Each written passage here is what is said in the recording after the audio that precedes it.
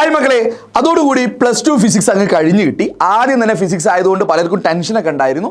എന്നാൽ വലിയ കുഴപ്പമില്ലാതെ കടന്നുപോയി എന്നാണ് എൻ്റെ മനസ്സ് പറയുന്നത്. ഇനി നിങ്ങൾ പറയണം, നിങ്ങൾക്ക് എക്സാം എങ്ങനെ ഉണ്ടായിരുന്നു? ജസ്റ്റ് ഒന്ന് കമൻറ്റ് ചെയ്യുക നിങ്ങളെ റിവ്യൂസ്. ഈസി, മീഡിയം, ഹാർഡ് എന്ന് മാത്രം പറയാതെ നിങ്ങൾ നേരിട്ട പ്രശ്നങ്ങളോ അല്ലെങ്കിൽ ഓവറോൾ എഡ്യൂപോർട്ട് നിങ്ങളെ സഹായിച്ചതോ എന്തെങ്കിലും കാര്യം കൂടി കമൻറ്റ് ചെയ്ത് കഴിഞ്ഞാൽ കുറച്ചുകൂടി നിങ്ങൾ എന്ത് ചെയ്യാം, ഇനി വരുന്ന എക്സാംസിന് അടിപൊളിയായിട്ട് ഞങ്ങൾക്ക് സഹായിക്കാൻ പറ്റും. ഇനി വരുന്ന ബാച്ചിന് കുറച്ചുകൂടി അടിപൊളിയായിട്ട് ക്ലാസ് കൊടുക്കാനും പറ്റും. സോ എക്സാമിൻ്റെ റിവ്യൂയിലേക്ക് വരാം. ഞാൻ എൻ്റെ ടേംസിലുള്ള കാര്യങ്ങളാട്ടോ പറയുന്നത്.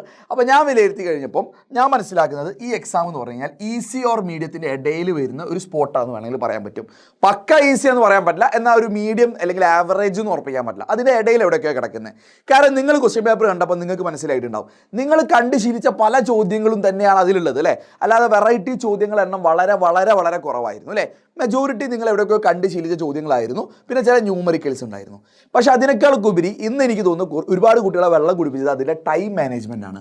കാരണം പല ചോദ്യങ്ങൾക്ക് ഉത്തരം അറിയുമായിരുന്നു, എഴുതി തുടങ്ങി അവസാനത്തെ സെഷൻസ് അവസാനം എഴുതാൻ വെച്ചു. കൂടുതൽ വെയിറ്റേജ് വരുന്ന സെഷൻസ് അവസാനം എഴുതാൻ വെച്ചു. അത് സമയം തികയാത്ത പ്രശ്നമൊക്കെ വന്നു. അവസാനം ഒരു 30-40 മിനിറ്റ്സ് ആയപ്പോഴാണ് പലർക്കും ബോധ്യപ്പെട്ടത് അവസാനത്തെ ചോദ്യങ്ങൾ കവർ ചെയ്യാൻ ഈ ടൈം പോരാ. അപ്പോൾ പാനിക്ഡ് ആയിട്ട് എന്തൊക്കെയോ കാട്ടിക്കോളാക്കിയ കേസൊക്കെ കുറച്ച് പേര് പറഞ്ഞിട്ടുണ്ട്. അപ്പോൾ അങ്ങനെ എന്തെങ്കിലും സംഭവിച്ചിട്ടുണ്ടെങ്കിൽ ഡോണ്ട് വറി, അതെന്ത് ചെയ്യാം, ഇനി വരുന്ന എക്സാംസിൽ നിങ്ങൾ മേക്കപ്പ് ചെയ്യാം. ടൈം മാനേജ്മെൻറ്റ് നമ്മൾ പഠിക്കേണ്ട ഒരു സ്കില്ലും കൂടിയാണ്. ഇനി ക്വസ്റ്റ്യൻസിൻ്റെ നിലവാരത്തിലോട്ട് വരികയാണെങ്കിൽ ക്വസ്റ്റ്യൻ പേപ്പർ നോക്കുകയാണെങ്കിൽ ആദ്യത്തെ ചോദ്യമൊക്കെ വളരെ വളരെ ഈസിയാണ്. അത് കഴിഞ്ഞ് ഫെറോമാഗ്നറ്റിക് അല്ലാത്തത് ഏതെന്ന് വെച്ചാൽ എക്സാമ്പിൾസ് പഠിക്കാത്തത് ചിലർക്ക് ഒരു പ്രശ്നം വരും. രണ്ടാമത്തെ ചോദ്യം ചില കുട്ടികൾക്ക് ഒരു പ്രശ്നം വന്നിട്ടുണ്ടായിരിക്കും. മൂന്നാമത്തെ ചോദ്യം ഡയറക്റ്റ് ക്വസ്റ്റ്യൻ ആണ്. നാലാമത്തെ ചോദ്യം ഒരു പുതിയൊരു ടൈപ്പ് ചോദ്യമായിരുന്നു അല്ലേ. അതിലെ ആ ഒരു റിഫ്രാക്റ്റീവ് ഇൻഡെക്സ് അനുസരിച്ചിട്ട് ആ ഒരു വേരിയേഷൻ എങ്ങനെയാണ് കുറച്ച് ആലോചിക്കേണ്ട ക്വസ്റ്റ്യൻ ആണ്. നല്ലൊരു ചോദ്യമായിരുന്നു, പക്ഷേ കുറച്ച് പേരെ വെള്ളം കുടിപ്പിച്ചിട്ടുണ്ടാവും. അഞ്ചാമത്തെ ചോദ്യം ഒന്നും വലിയ കുഴപ്പമില്ലാത്ത സാധനമാണ്, പക്ഷേ അത് ഡെഫിനീഷൻ പലർക്കും അറിയാത്തത് കൊണ്ട് ചിലപ്പോൾ വെള്ളം കുടിപ്പിച്ചിട്ടുണ്ടാവും. അപ്പോൾ ആ 3 ചോദ്യങ്ങൾ ഒന്ന് ചെറുതായിട്ട് കൂടുതൽ വെള്ളം കുടിപ്പിച്ചിട്ടുണ്ടാവും കേട്ടോ. ഇനി ഡിസ്പ്ലേസ്മെൻറ്റ് കറണ്ടൊക്കെ ഡയറക്റ്റ് ചോദ്യമായിരുന്നു. കൊഹറൻറ്റ് സോഴ്സ് അവിടെ ഒന്നും വെറൈറ്റീസ് ഒന്നുമില്ല. Quantum condition in second postulate direct question ആണ്. ഐസോടോപ്പ് ഐസോബാറൊക്കെ വളരെ സിമ്പിളാണ്. ഡൈപോൾ മൊമെൻ്റ് ക്വസ്റ്റ്യൻസ് ഒന്നും കുഴപ്പമില്ല. ചില ആൾക്കാർ ഈ കാൽക്കുലേഷനിൽ ഒരു കുട്ടി എനിക്ക് പറഞ്ഞു അതിൽ കൂളോമീറ്റർ ഇങ്ങനെയല്ല സാറേ തന്നത്, സെൻറ്റിമീറ്റർ ആണ്. അതുകൊണ്ട് ഞാൻ അത് എന്ത് ചെയ്തു, സെൻറ്റിമീറ്ററിൻ്റെ 10⁻⁻² ഒക്കെ മൾട്ടിപ്ലൈ ചെയ്തു എന്ന് പറഞ്ഞു. അപ്പോൾ അത് നമ്മൾ ക്വസ്റ്റ്യനിൽ കൃത്യമായിട്ട് അത് ഡൈപോൾ മൊമെൻ്റ് തന്നെ പറഞ്ഞതുകൊണ്ട് അതെന്തല്ല, ചെറിയൊരു ടൈപ്പിംഗ് മിസ്റ്റേക്ക് അവർക്ക് സംഭവിച്ചിട്ടുണ്ട്, ക്യാപിറ്റൽ ചെയ്യാൻ. പക്ഷേ അതൊന്നും ഒരു പ്രശ്നമല്ല.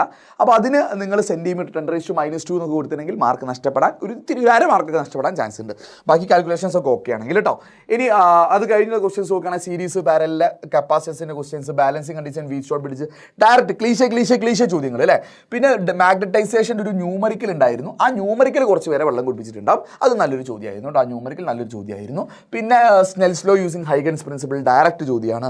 പിന്നെ ഫോട്ടോ ഇലക്ട്രിക് ഇക്വേഷൻ, ഗ്രാഫ് വരയ്ക്കാൻ, അതിൻ്റെ സ്ലോപ്പിൻ്റെ ക്വസ്റ്റ്യൻ ചിലവരെ വെള്ളം കുടിപ്പിച്ചിട്ടുണ്ടാവും. അതിൻ്റെ സ്ലോപ്പ് എന്താണെന്ന് ചിലവർക്ക് ആദ്യമായിട്ട് കേൾക്കുന്ന ഒരു ചോദ്യമായിരിക്കും. അതൊരു പുതിയൊരു ചോദ്യമാണെന്ന് പറയാം.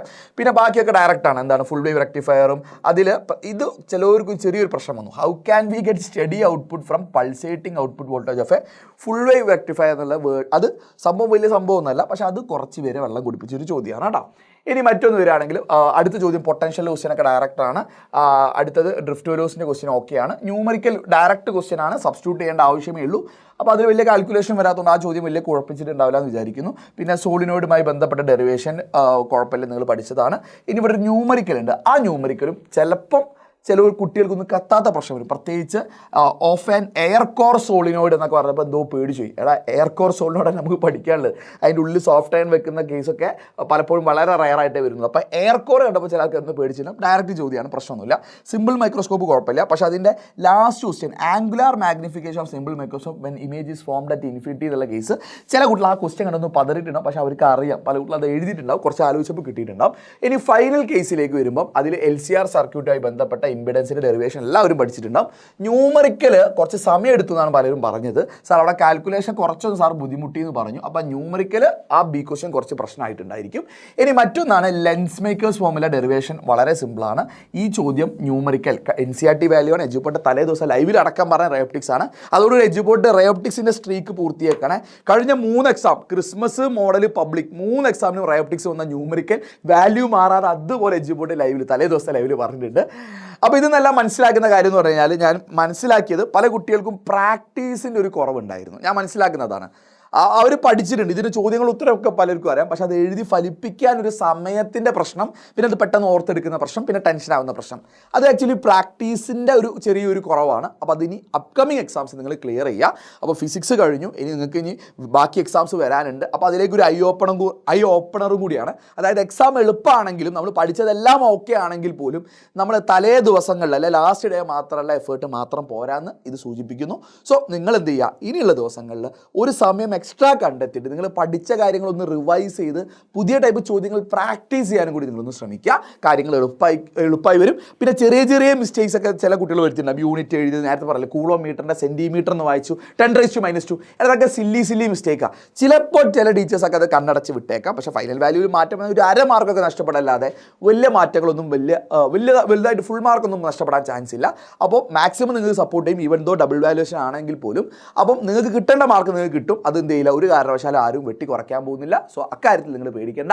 സോ എല്ലാവരും എന്ത് ചെയ്യുക, അടുത്ത എക്സാംസിന് പ്രിപ്പറേഷൻ നടത്തുക. ലാസ്റ്റ് മൊമെൻറ്റിലേക്ക് വരുന്ന ആ ട്രെൻഡ് നിങ്ങളെ സൈഡിൽ നിന്ന് ഒഴിവാക്കണം. ഞങ്ങളും അത് എന്ത് ചെയ്യുന്നില്ല, പ്രോത്സാഹിപ്പിക്കുന്നില്ല. സോ ഫൈനൽ ടൈം റിവിഷൻ എന്താണ്, അത് ഓൾറെഡി പഠിച്ചവർക്കുള്ള റിവിഷൻ മാത്രമായിട്ടാണ് ഞങ്ങളും കാണുന്നത്.